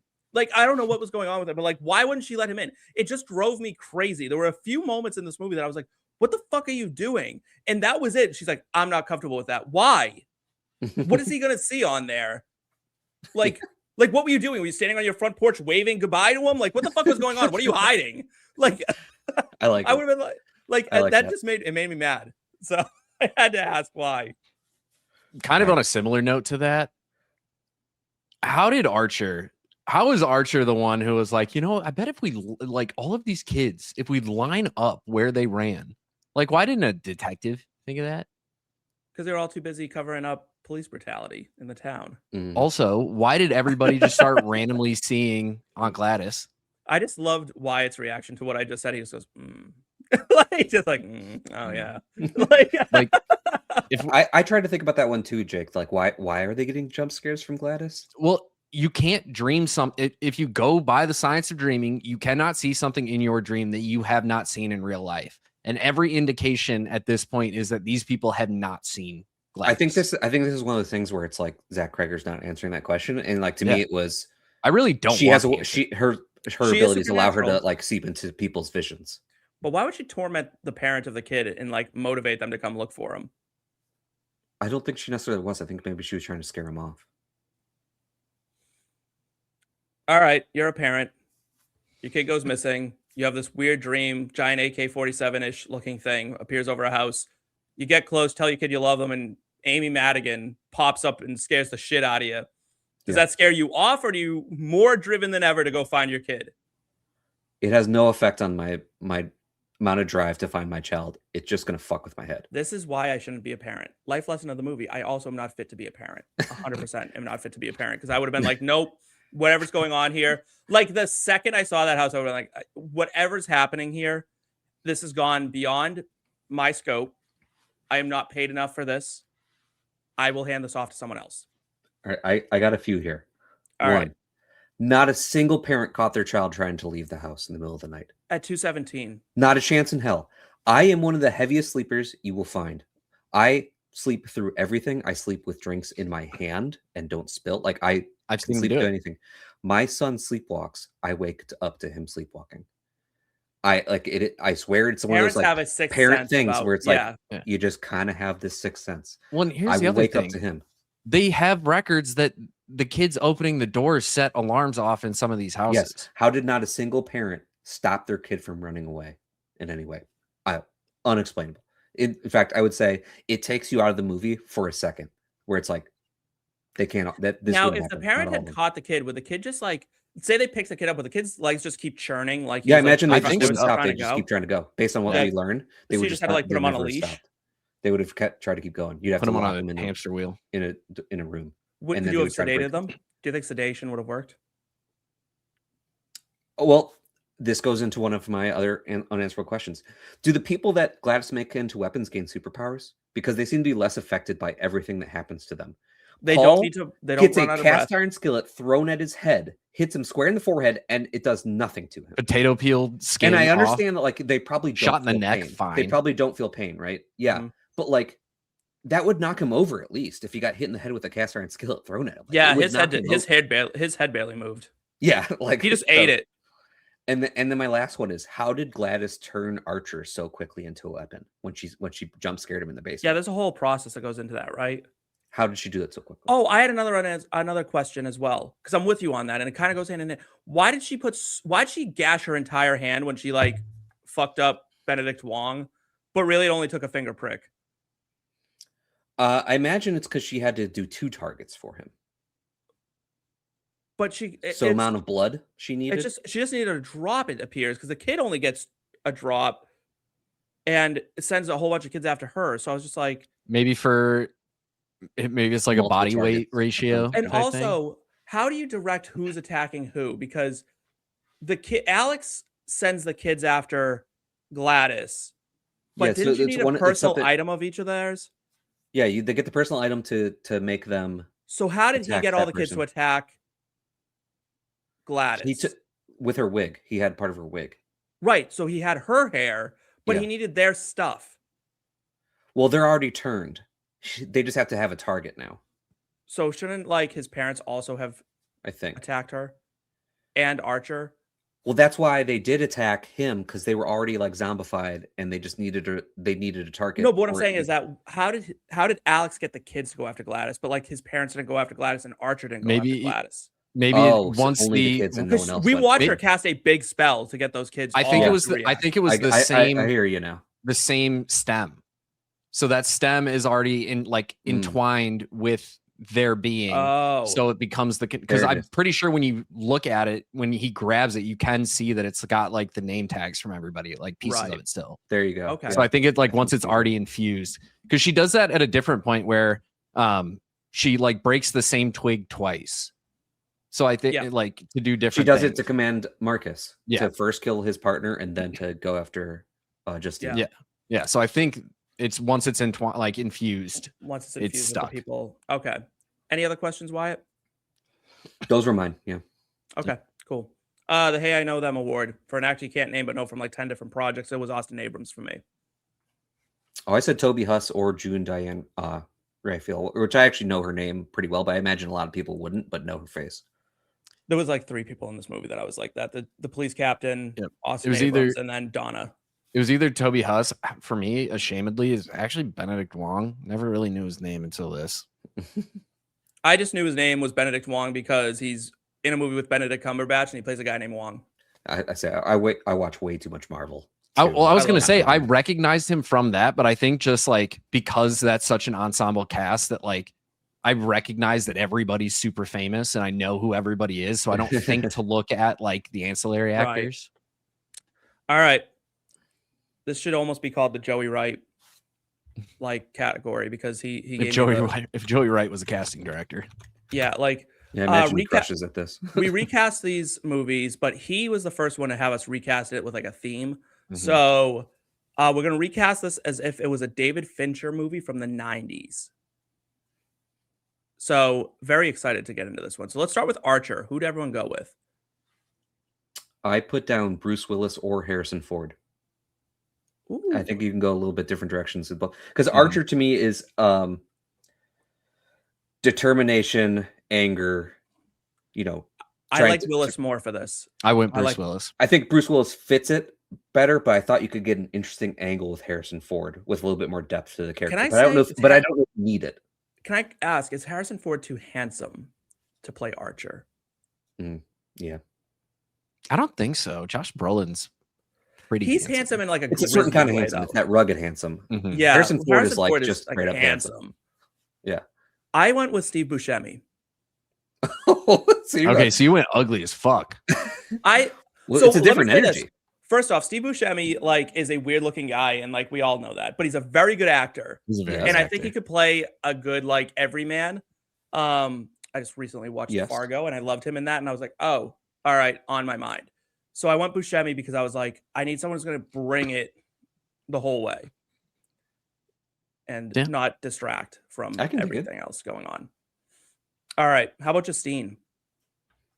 I almost put Gwenyth Paltrow for this. I think I mentioned that earlier, but I went with Reese Witherspoon. Oh, that's a great choice. That is a good one.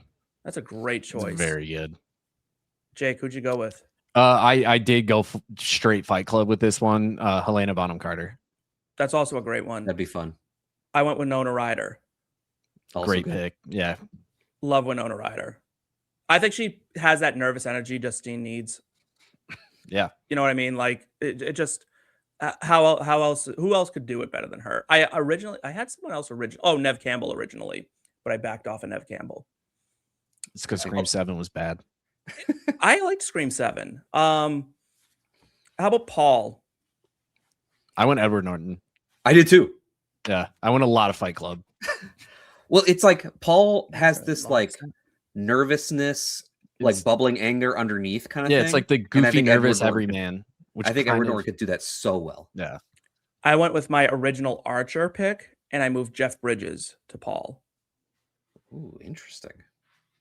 I don't know. Are you thinking like Big Lebowski, Jeff Bridges? No, I'm thinking like when Jeff Bridges really turns it up. Man. I like see it. I like when Jeff Bridges isn't nice. How about James? Edward Furlong. Edward Furlong. That's a good one. That's a good pick. I stuck with Fight Club here. Jared Leto. You'll never catch me casting Jared Leto in anything ever. I went with Johnny Depp. Yeah, also 1990s Johnny Depp, like fresh off of Scissorhands kind of deal. Mm-hmm. Yeah. Mm-hmm. Yeah, I don't think anyone was better at disappearing into a character than Johnny Depp ever. So, like, that's who I went with. And how about Gladys? This is a hard one. This one was really hard because we had to find. This one came to me pretty quick, actually. Yeah, Susan Sarandon. I love Susan Great Sarandon. pick. That would be. She's already got a little weird in her. Rocky Horror Picture Show. We know she's cool with being weird. Yeah, I think she could do it. That's a great one. I did play with the age here a little bit, and I didn't go that old, but I went Sigourney Weaver.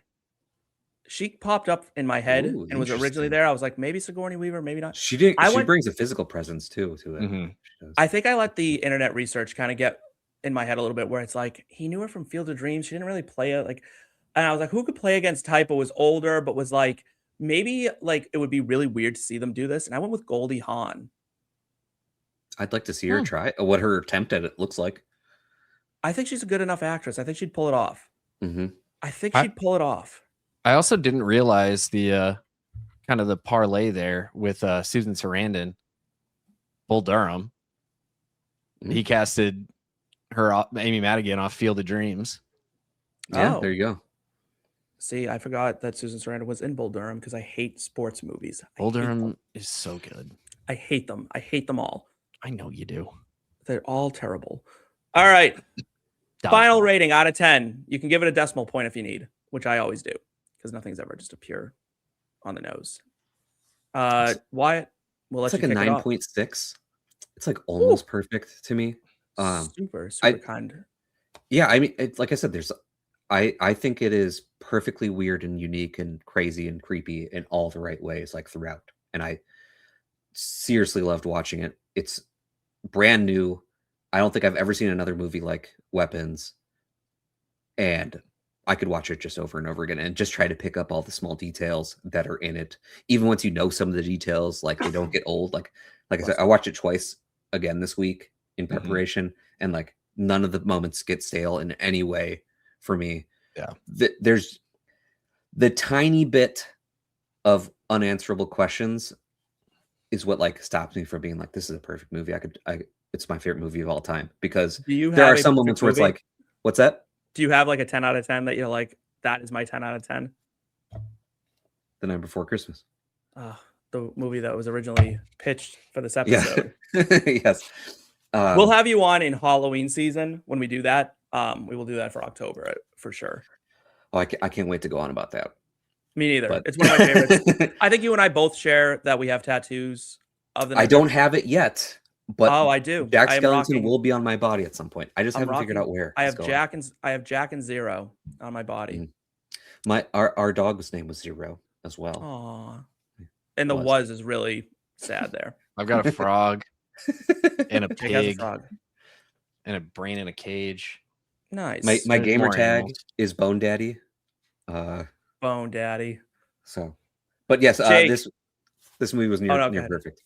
Near perfect. Okay. Jake, you are normally more lenient or more generous than I am. Yeah. I really wanted to find a way to make 217 work in an answer here some way, but I couldn't come up with a good one. So I'm just going to give it a flat 8.9.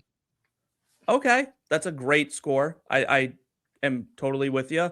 I went with 8.3, which is a really good score for me. I am not a generous grader. I am very. I think the only movie you've given a higher grade than this is Sinners. Sinners got a really high grade for me. I think that got a 9.6 from me or something like that. Like it got a really, really high grade.